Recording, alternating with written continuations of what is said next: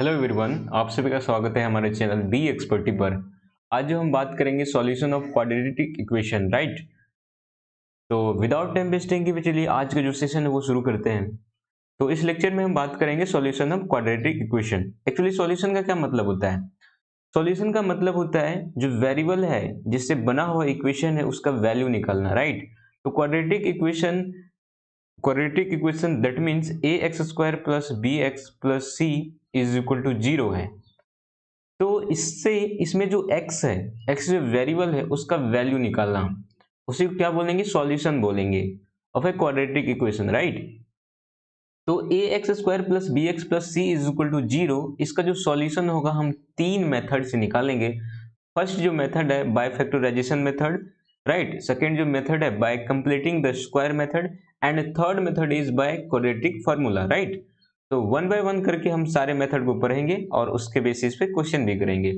तो चलो लेते हैं क्वेश्चन और शुरू करते हैं।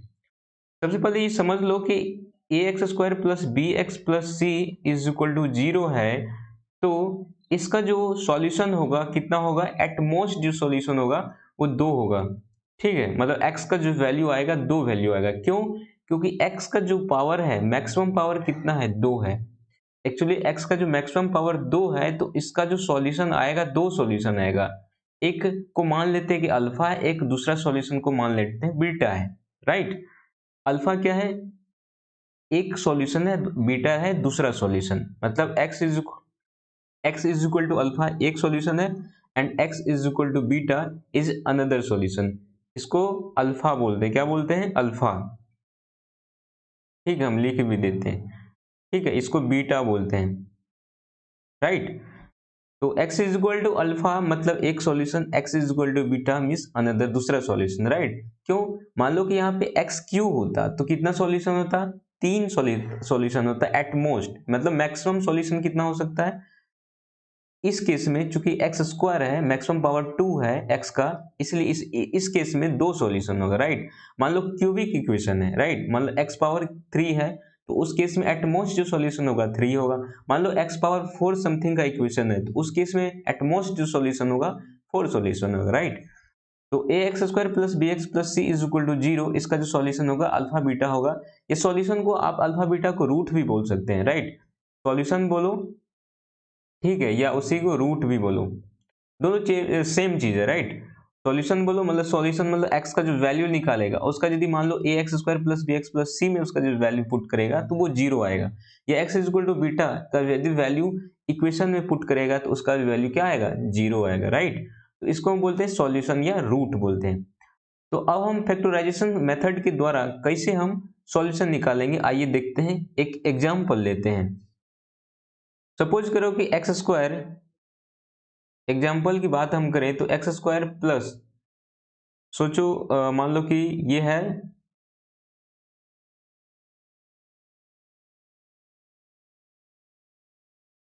2x प्लस 1 है। X square plus 2x plus 1 this is equal to 0 है। सपोज करो ये आपके पास क्वाड्रेटिक इक्वेशन है और आपको इसका क्या निकालना है? सॉल्यूशन निकालना है। तो कैसे निकाल लेंगे? तो फैक्टराइजेशन मेथड के जरिए हम इसको निकालते हैं। यहाँ जो फर्स्ट जिस मेथड की हम बात करेंगे वह बाय फैक्टराइजेशन मेथड,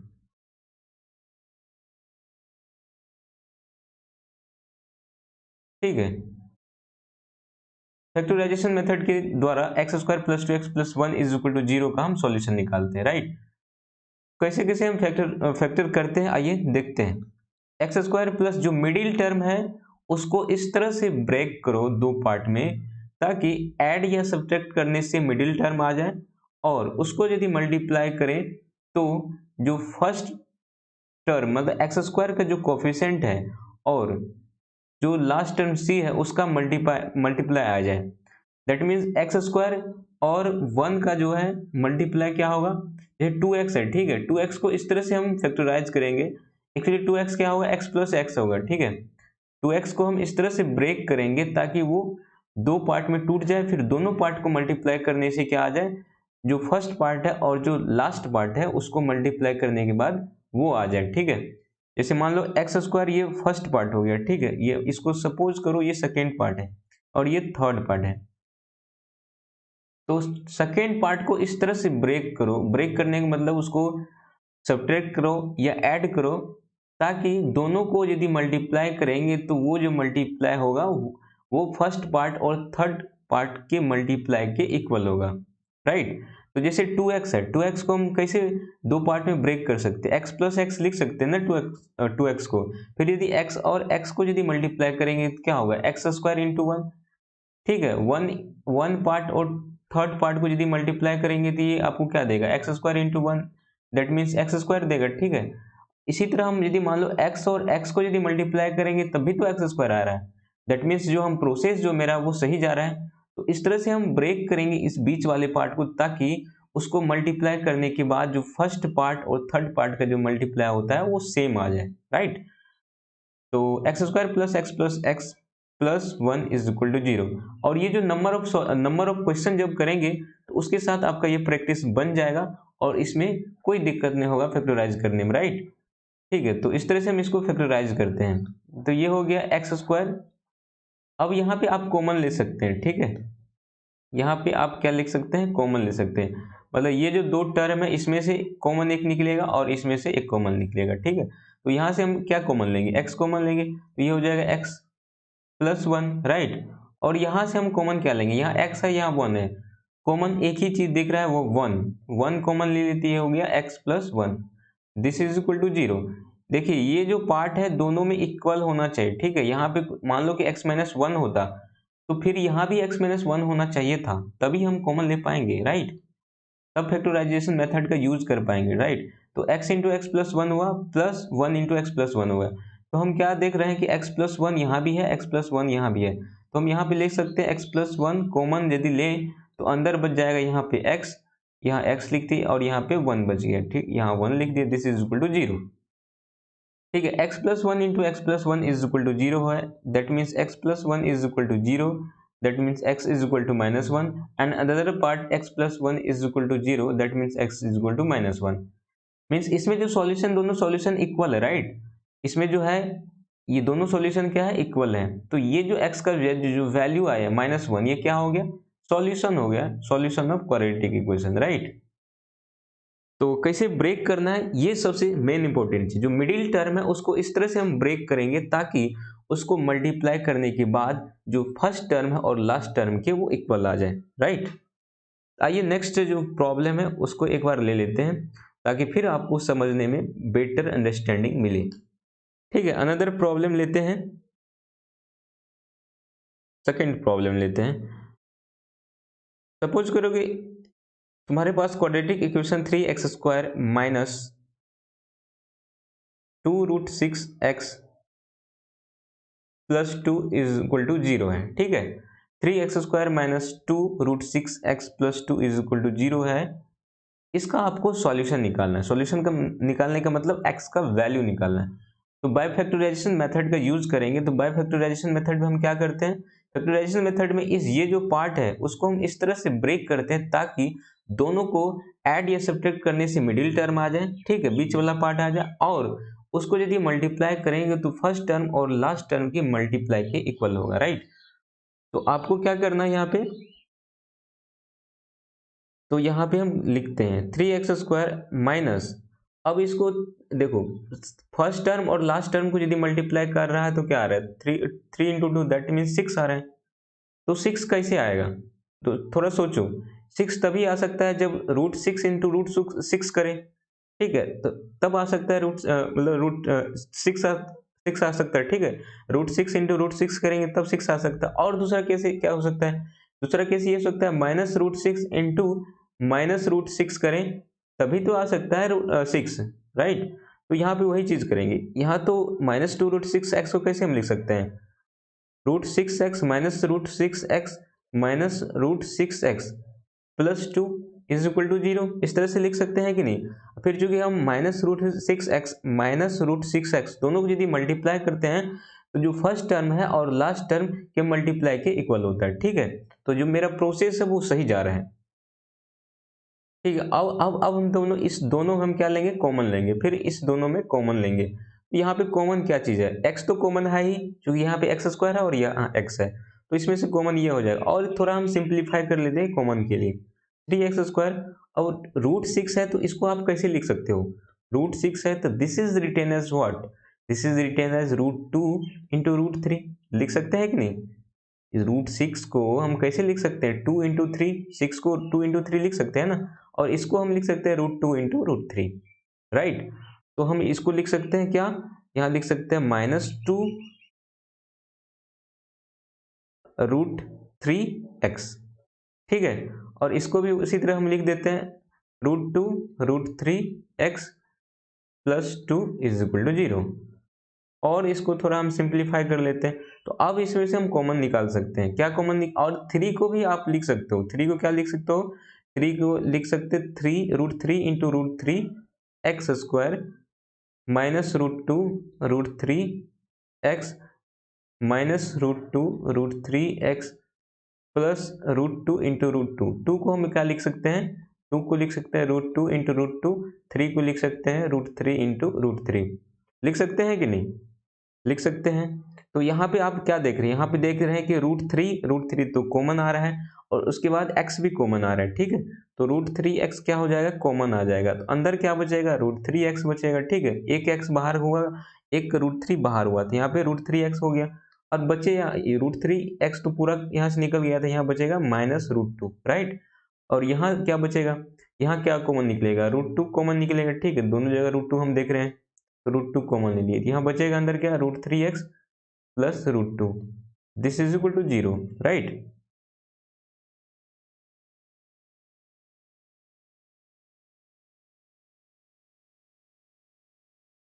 ठीक है, तो ये हो जाएगा क्या, आपको कुछ दिख रहा है यहाँ पे √3x माइनस √2 है, और यहाँ पे √3x प्लस 2 है, तो ये गड़बड़ चल रहा है, ठीक है। तो यहाँ पे हम क्या लेंगे, यहाँ पे हम माइनस लेंगे, ठीक है। यहाँ जो बीच में, यहाँ जो बीच में प्लस था ना, वहाँ माइनस होगा, ठीक है। तब जाके देखो, माइनस माइनस माइनस √2 माइनस √2 करेंगे तब ना यहाँ पे +2 आएगा, ठीक है। तो यहाँ पे -√2 आएगा। तो आप देख रहे हैं क्या, आप ये देख रहे हैं कि यहाँ जो चीज़ है वही चीज़ यहाँ पे है, मतलब दोनों चीज़ सेम है, तो मतलब हम मेरा प्रोसेस जो सही जा रहा है। तो यहाँ पे लिखेंगे √3x माइनस √2, ठीक है, ये लिखेंगे और ये लिखेंगे, ये हो गया √3x माइनस √2 इंटू क्या हो जाएगा, √3x minus √2, this is equal to 0। अब क्या हम करेंगे, अब एक बार √3x minus √2 is equal to 0 put करेंगे, एंड सेकेंड टाइम हम क्या करेंगे, √3x minus √2 is equal to 0 put करेंगे, राइट। तो क्या क्या हो जाएगा, तो ये हो जाएगा √3x minus √2 is equal to 0, तो √3x इज इक्वल टू √2, और ये हो जाएगा x is equal to 2 upon √2/√3, that means √2/3 हो जाएगा, ठीक है। सेम चीज इधर भी है, √3x माइनस √2 है, तो इसमें भी क्या आएगा, x का वैल्यू सेम ही आएगा ना, क्योंकि दोनों साइड तो सेम ही है, तो x इज इक्वल टू ये भी क्या हो जाएगा 2/√3। इस केस में भी सॉल्यूशन क्या है, सेम है। ऐसा हर केस नहीं हो सकता कि सॉल्यूशन सेम ही हो, ठीक है। इस केस में फैक्टराइजेशन फैक्टर जो दोनों में सेम है, इसलिए सॉल्यूशन भी सेम आया है, राइट।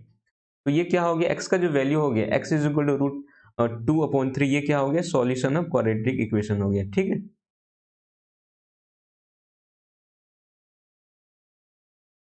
मतलब सॉल्यूशन की यदि बात करें तो सॉल्यूशन क्या होगा, 2√2/3 दो सॉल्यूशन हो गया, लेकिन दोनों तो सेम ही है ना, ठीक है। ये हो गया कि मान लो कि तुमको क्वेश्चन दिया है, तो किस तरह से तुम फैक्टर करके क्वाड्रेटिक इक्वेशन का सॉल्यूशन निकाल लेंगे, ठीक है। मान लो कि तुम्हारे पास वर्ड्स प्रॉब्लम है, फिर आपको सॉल्यूशन निकालना है, तो फिर कैसे करेंगे, ठीक है। तो ये क्वेश्चन जो है, ये क्वेश्चन एक्चुअली एनसीईआरटी का है, ठीक है। क्वेश्चन नंबर 4 है, क्वेश्चन नंबर 4 है एनसीईआरटी का, एक्सरसाइज 4.2, एक्सरसाइज जो है 4.2 का क्वेश्चन नंबर 4 है, राइट। तो इसका हम सॉल्यूशन लिखते हैं। पहले क्वेश्चन एक बार पढ़ लेते हैं, बोल क्या रहा है, find two consecutive positive integers sum of whose square is 365। तो आपको क्या इसमें कुछ लेट लिखते हैं, let two conjugative positive integer. तो मान लेते हैं let first conjugative positive integer is x। First जो पॉजिटिव इंटीजर है कंजुगेटिव पॉजिटिव इंटीजर x मान लिए, तो सेकेंड जो कंजुगेटिव इंटीजर होगा क्या होगा, therefore second conjugative positive integer this is equal to x plus one होगा। होगा कि नहीं? कंजुगेटिव कहने का क्या मतलब, जैसे 1 है तो 2 होगा, 2 है तो 3 होगा, राइट। जैसे मान लो फर्स्ट x है तो दूसरा क्या होगा, x प्लस वन होगा, राइट। अब क्वेश्चन हम पढ़ते हैं फिर से, यहाँ पे लिखते हैं according to question find two conjugative positive integer sum of which square is 365। जो उसका स्क्वायर है उसका जो सम है 365 है, that means x square plus x plus one का स्क्वायर इज इक्वल टू 365 है। Sum of whose square is 365। Find two conjugative positive integer sum of whose square, sum of whose squares, ठीक है 365 है, right. Sum of whose squares, उसके square का sum जो है 365, ठीक है। अब हम इसको सॉल्व करते हैं, मतलब सॉल्यूशन निकालते हैं। सॉल्यूशन निकालने का मतलब x का वैल्यू निकालते हैं।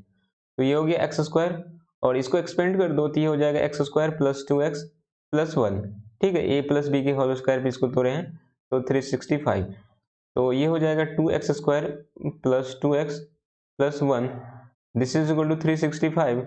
और 365 को हम एक साइड ला लेंगे तो ये हो जाएगा कितना, ये हो जाएगा 2x स्क्वायर प्लस 2x, और इस साइड आएगा 365, इधर आ जाएगा minus 364, this is equal to 0, right.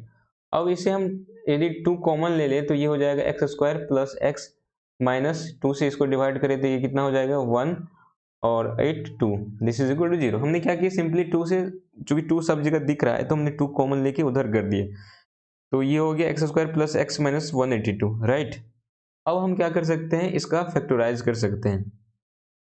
Factorise करने के लिए हमको क्या करना पड़ेगा, हम मिडिल टर्म को इस तरह से ब्रेक करेंगे ताकि जो फर्स्ट टर्म और लास्ट टर्म है उसके मल्टीप्लाई के इक्वल हो जाए, ठीक है। तो मतलब आपको फैक्टर निकालना है 182 का, क्योंकि 1 इंटू 182 क्या होगा, 1 इंटू 182, दिस इज 182, ठीक है। तो फर्स्ट टर्म और लास्ट टर्म को आप मल्टीप्लाई करो, फिर उसका फैक्टराइज करो, फिर उसको ऐड या सब्ट्रैक्ट करो ताकि वो मिडिल टर्म आ जाए। तो इसको हम फैक्टराइज करते हैं तो ये हो गया 9 1, ठीक है। ये हो गया 13 सत्ते 91, मतलब 7 13, ये हो गया 182 is equal to 2 into 7 into 13, right. तो अब इस तरह से ये 2 इंटू 7 कितना हो गया 14, और 13 मीन्स यदि 14 में से 13 घटाएंगे तो x हो जाएगा, मतलब 14x में से 13x घटाएंगे तो x आपको मिल जाएगा, ठीक है। तो यहाँ पे लिख सकते हैं x square plus 14x minus 13x, 14x minus 13x x हो गया, और 14x माइनस 13x करेगा तो क्या आ जाएगा 1 इंटू माइनस 182 के, यानी माइनस 182 के इक्वल हो जाएगा, राइट। तो दिस इज इक्वल टू 0।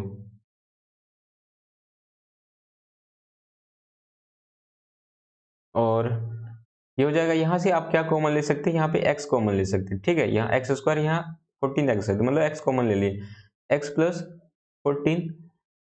यहाँ से हम कॉमन क्या ले सकते हैं, यहाँ से हम कॉमन ले सकते हैं माइनस 13 कॉमन ले लिए, तो माइनस 30 कॉमन लिए तो यहाँ पे x हो गया, यहाँ पे प्लस लिखेंगे और यहाँ पे लिखेंगे 14, दिस इज इक्वल टू 0। आपको दिख रहा है कि x प्लस 14 दोनों जगह है, मीन्स आपका जो प्रोसेस है वो सही जा रहा है। और फिर क्या करेंगे, आप x माइनस 13 करेंगे और x प्लस 14 करेंगे, this is equal to 0, right. तो अब सिंपली हम क्या करेंगे, x minus 13 is equal to 0 एक बार पुट करेंगे और x plus 14 is equal to 0 एक बार पुट करेंगे। तो इससे क्या होगा, x plus 13 is equal to 0, that means x is equal to 13 हो गया। और इससे क्या होगा, x plus 14 is equal to 0, that means x is equal to minus 14 हो गया। मतलब x का जो सॉल्यूशन हो गया क्या क्या हो गया, therefore solution of quadratic equation जो है क्या होगा, solution of given quadratic equation यहाँ पे नहीं लिखेंगे क्योंकि यहाँ पे आपको क्वेश्चन दिया हुआ है, मतलब सेंटेंस के फॉर्म में दिया है, तो जो मांगा है कंजुगेटिव टर्म वो यहाँ पे हम लिखते हैं। देयरफॉर फर्स्ट कंजुगेटिव टर्म जो हो जाएगा क्या होगा, या तो 13 होगा या 14 होगा, ठीक है, या तो 13 होगा या 14 होगा, 13 होगा या 14 होगा, बट यहाँ पे -14 है, तो -14 चूंकि आपको बोल क्या रहा है, आपको ये बोल रहा है कि पॉजिटिव कंजुगेटिव होना चाहिए, क्या होना चाहिए, पॉजिटिव कंजुगेटिव होना चाहिए, राइट। ये क्वेश्चन में क्या बोल रहा है, क्वेश्चन में बोल रहा है ना कि पॉजिटिव कंजुगेटिव होना चाहिए, कंजुगेटिव पॉजिटिव इंटीजर, राइट, और माने भी हम पॉजिटिव है, तो जो सेकंड में जो आपको x का वैल्यू जो -14 निकला है वो तो एक्सेप्टेबल नहीं होगा, ये तो एक्सेप्ट ही नहीं होगा क्योंकि ये निगेटिव इंटीजर हो गया, निगेटिव इंटीजर हो गया ना, इसलिए ये एक्सेप्टेबल नहीं होगा। तो x क्या एक्सेप्ट होगा, सिर्फ 13 होगा। तो therefore first positive conjugative integer जो हो जाएगा क्या होगा, फर्स्ट कंजुगेटिव इंटीजर जो हो जाएगा क्या होगा, ठीक है, फर्स्ट कंजुगेटिव पॉजिटिव इंटीजर, तो दिस इज इक्वल टू 13। तो देयरफॉर सेकंड जो कंजुगेटिव पॉजिटिव इंटीजर हो जाएगा क्या होगा, 14 होगा, राइट। तो इस तरह से आप सॉल्यूशन निकाल सकते हैं। आइए नेक्स्ट एक प्रॉब्लम और देख लेते हैं, ठीक है। अब इसमें बोल रहा है कि द एल्टीट्यूड, और ये भी एनसीईआरटी का क्वेश्चन है, एनसीईआरटी का क्वेश्चन एक्सरसाइज 4.2 का है, एनसीईआरटी का ही क्वेश्चन है, 4.2 एक्सरसाइज का क्वेश्चन नंबर 5, राइट। तो इसमें बोल रहा है कि the altitude of right triangles is 7 centimetre less than its base if the hypotenuse is 13 cm, find the other two sides, ठीक है। तो इसमें हमको राइट ट्रायंगल की बात कर रहा है, तो सबसे पहले हम राइट ट्रायंगल एक ड्रॉ कर लेते हैं।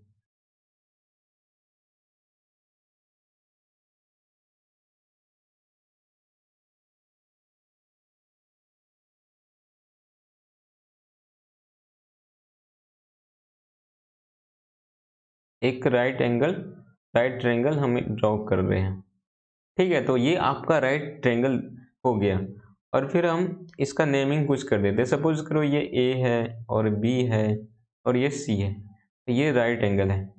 और सपोज करो कि ये जो है क्या है, आपका एल्टीट्यूड है, एल्टीट्यूड मीन्स हाइट, एल्टीट्यूड है, और ये जो है क्या है, बेस है, और ये जो सबसे लॉन्गेस्ट साइड होता है उसको क्या बोलते हैं, हाइपोटेनियस बोलते हैं, क्या बोलते हैं, हाइपोटेनियस बोलते हैं, ठीक है। तो जो लॉन्गेस्ट साइड है वो क्या होता है, हाइपोटेनियस होता है, और ये हो गया बेस, और जो एल्टीट्यूड या हाइट जो हो गया वो है, ठीक है। तो अब क्वेश्चन एक बार फिर से पढ़ते हैं। The altitude of it right triangle is 7 centimetre less than its base, तो हम मान क्या लेते हैं, लेट बेस इज कितना, x सेंटीमीटर, मान लेते हैं कि बेस क्या है, x सेंटीमीटर है। देयरफॉर जो एल्टीट्यूड होगा क्या होगा, altitude, therefore altitude is equal to क्या हो जाएगा, 7 सेंटीमीटर कम है किससे, बेस से, तो बेस आपको x है, तो x माइनस 7 सेंटीमीटर क्या हो जाएगा, ये हो जाएगा एल्टीट्यूड, x माइनस 7 सेंटीमीटर क्या हो जाएगा, एल्टीट्यूड हो जाएगा, राइट। अब बोल रहा है कि if the hypotenuse is 30 cm, hypotenuse जो आपको दिया है क्या है, हाइपोटेनियस जो दिया है आपको,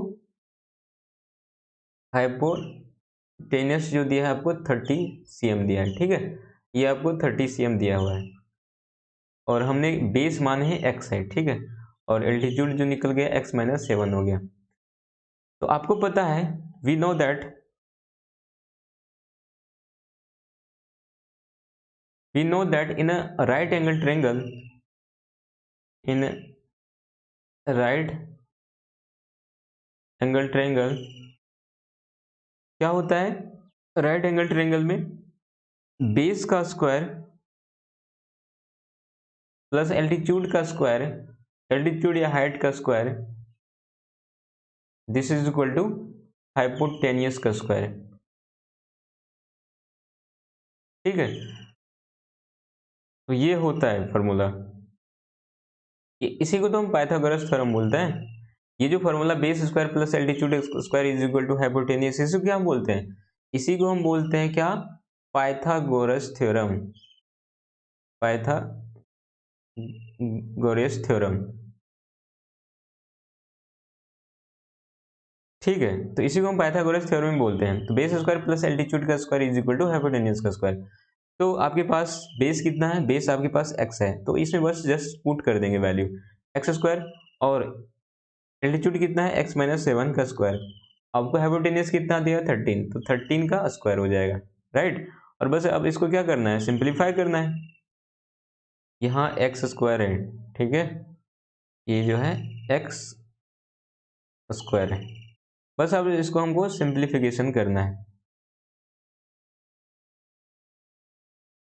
तो ये हो जाएगा एक्स स्क्वायर प्लस और एक्स माइनस 7 का square, that means a minus b के होल स्क्वायर पे इसको तोड़ देंगे तो ये हो जाएगा एक्स स्क्वायर माइनस 2 इंटू मतलब 2 into x into minus 7, that means ये हो जाएगा माइनस 14x, और ये प्लस 49 हो जाएगा, और दिस इज इक्वल टू 13 का स्क्वायर, दैट मीन्स 169 हो जाएगा, राइट।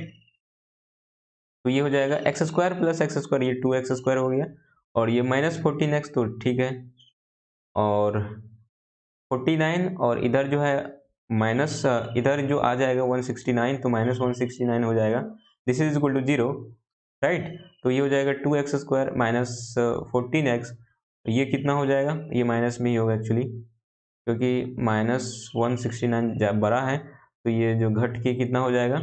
ये घट के हो जाएगा 0 हो गया, 6 में से 4 गया 2 हो गया, और ये 1 हो गया, माइनस 120 हो गया, दिस इज इक्वल टू 0। अब हम इससे क्या करते हैं? टू कॉमन ले लेते हैं। टू यदि कॉमन लेंगे तो क्या होगा? एक्स स्क्वायर माइनस 7x, और यहाँ पे कितना होगा? Minus 60, this is equal to 0, right. तो ये हो जाएगा, टू को हम इस साइड भेज देते हैं, तो फिर क्या हो जाएगा? X square minus 7x minus 60, this is equal 0.2, that means ये 0 ही हो गया, ठीक है। तो ये हो जाएगा कितना? अब x square minus 7x minus 60 is equal to 0 हो गया। अब इसको बाइफैक्टराइजेशन मेथड के द्वारा हम इसको सॉल्व करेंगे, दैट मीन्स x का वैल्यू निकालेंगे। तो क्या करते हैं? हम बीच वाले को इस तरह से ब्रेक करते हैं ताकि दोनों को मल्टीप्लाई करें तो फर्स्ट और लास्ट टर्म का मल्टीप्लाई के इक्वल हो जाए, ठीक है। या आप दूसरे तरीके से इस तरह से कर सकते हो कि जो एक्स स्क्वायर है और जो माइनस 60 है, दोनों को यदि मल्टीप्लाई करेंगे तो माइनस 60 एक्स स्क्वायर होगा। तो एक्चुअली हम 60 का क्या लेते हैं? फैक्टर करेंगे। एक्चुअली जो एक्स स्क्वायर जो कोफिशिएंट है और 60 जो है उसको, 60 मतलब जो थर्ड जो टर्म है उसको मल्टीप्लाई करेंगे, फिर उसका फैक्टर निकालेंगे। तो ये हो गया कितना? 2 से पहले करेंगे तो ये हो गया 30, ये हो गया फिर 15, ये कितना हो जाएगा? 35, राइट। तो मतलब 60 को आप लिख सकते हो क्या? 60 को लिख सकते हो 2 इंटू 2 इंटू 3 इंटू 5, राइट। अब क्या करना हमको? 2 इंटू 2 4 हो गया, और ये 3 इंटू 5 कितना हो गया? 15 हो गया। फिर दोनों कुछ करते हैं तो कुछ नहीं आ रहा है, ठीक है। तो हम क्या करेंगे? यदि मान लो 2 और 5 को मल्टीप्लाई करें, 10 हो गया, और 3 को और क्या कर सकते हैं? 3 9 6, और क्या कर सकते? 5 या 15 हो जाएगा। तो इसमें से हमको कुछ दिख रहा है, 12 पंचे 60 होता है, ठीक है, 12 पंचे 60 होता है, मतलब 3 9 6 हो गया एक्चुअली। जैसे 12x है, ठीक है, माइनस 12x है, प्लस इसमें यदि हम 5x करें तो क्या आ जाएगा? आपके पास तो माइनस 7x आ जा रहा है ना, मतलब 2 इंटू 3 कितना हो गया? 2 इंटू 3 ये हो जाएगा आपके पास, तो ना 4 या 12 हो गया, और 5, 12 में से 5 घटाएंगे 7 आ जा रहा है, पक्का आ जाएगा, आप तो लिख सकते हैं आराम से। तो इस तरह से कुछ सोचना पड़ेगा आपको, फैक्टराइज करना पड़ेगा, ठीक है। जो फर्स्ट टर्म और लास्ट टर्म को मल्टीप्लाई करो, फिर उसको फैक्टर करो, फिर दोनों को इस तरह से करो ताकि दोनों को हम ऐड या सब्ट्रैक्ट करें तो मिडिल वाला टर्म आ जाए। तो ये हो गया एक्स स्क्वायर, और ये 7x को -7x को लिख सकते हैं -12x अब +5x लिख सकते हैं कि नहीं। फिर दोनों यदि मल्टीप्लाई करेंगे -12x और 5x को तो -16x² हो जाएगा। ठीक है, तो -16 = 0, राइट। और ये हो जाएगा कितना, तो ये हो जाएगा, अब हम क्या लिख सकते हैं, यहाँ से दोनों से x कॉमन ले सकते हैं और यहाँ से फिर हम 5 कॉमन लेंगे। तो ये हो गया x कॉमन हो गया, तो x हो गया यहाँ -12, और यहाँ से हम 5 कॉमन ले, तो यहाँ से 5 कॉमन लेने के बाद यहाँ क्या बच जाएगा, x हो जाएगा, और यहाँ पे -12 हो जाएगा, दिस इज 0, राइट। अब फिर हम क्या लिख सकते हैं, देख रहा है x-12 हो गया, यहाँ भी x-12, दैट मीन्स आपका जो मेथड, आपका जो प्रोसेस है, मतलब वो सही जा रहा है, दोनों जगह सेम मैच करा है। ठीक है, तो x इंटू सॉरी, यहाँ हो जाएगा कितना, ये हो जाएगा कितना, x + 5 इंटू x-12 = 0, राइट। तो ये क्या हो जाएगा, x + 5 = 0 एक बार पुट करेंगे और एक बार x-12 = 0 पुट करेंगे, राइट। तो x = -5 ये हो गया, और इस साइड क्या हो जाएगा, x = 12 हो गया, राइट। मतलब x का दो वैल्यू आया, एक x का जो वैल्यू आया -5 आया है, और x का जो वैल्यू आया है +12 आया है। और अब आपको पता है x हम किसको माने, एल्टीट्यूड को माने हैं, तो एल्टीट्यूड हाइट जो है निगेटिव जो है एक्सेप्टेबल नहीं होगा। निगेटिव हम हाइट या किसी चीज को मापते हैं तो निगेटिव थोड़ा लेते हैं, नहीं लेते हैं ना। तो x का जो वैल्यू हो जाएगा क्या होगा, ये जो होगा एक्सेप्टेबल नहीं होगा, क्योंकि ये निगेटिव में है। तो एक्सेप्टेबल जो होगा सिर्फ क्या होगा, x = 12 जो होगा एक्सेप्टेबल होगा, राइट। तो एल्टीट्यूड आपको क्या हो गया, 12 आ गया। एल्टीट्यूड जो हो गया, मतलब एल्टीट्यूड क्या हो गया, = 12 सेंटीमीटर, राइट। और आपको क्वेश्चन एक्चुअली बोल क्या क्या रहा निकालने के लिए, आपको बोल रहा है कि find the other two sides, मतलब एल्टीट्यूड और बेस निकालना है। ठीक है, तो एल्टीट्यूड आपके पास 12 सेंटीमीटर आ गया, राइट। देयरफॉर बेस एक्चुअली क्या है, एक्चुअली हम किसको बेस को ही शायद x माने थे ना, बेस को x माने थे, ठीक है। और एल्टीट्यूड x-7 है, ये हम बेस ही माने थे। यहाँ ये जो है एल्टीट्यूड नहीं होगा, यहाँ जो ये जो होगा बेस होगा एक्चुअली, ठीक है। ये जो होगा बेस होगा, ये जो बेस होगा, बेस कितना होगा 12 सेंटीमीटर। और हमको एल्टीट्यूड निकालना है, तो एल्टीट्यूड कितना था, x-7 था ना। यहाँ पर हम लिखते हैं एल्टीट्यूड, देयरफॉर एल्टीट्यूड = क्या होगा, = x-7, that means 12 minus, that means ये हो जाएगा कितना, ये हो जाएगा 12 - 7, दैट मीन्स 5 हो गया। 5 सेंटीमीटर क्या हो गया, एल्टीट्यूड आ गया। दैट मीन्स आपके बेस जो है 12 सेंटीमीटर आ गया, और एल्टीट्यूड जो है कितना आ गया, 5 सेंटीमीटर। ये तो हमको फाइंड आउट करना था, तो हो गया इस तरह से आंसर हमने निकाल लिए। ठीक है, तो इस लेक्चर को यहीं तक रखते हैं, मिलते हैं नेक्स्ट लेक्चर में, तब तक के लिए धन्यवाद और बाय बाय।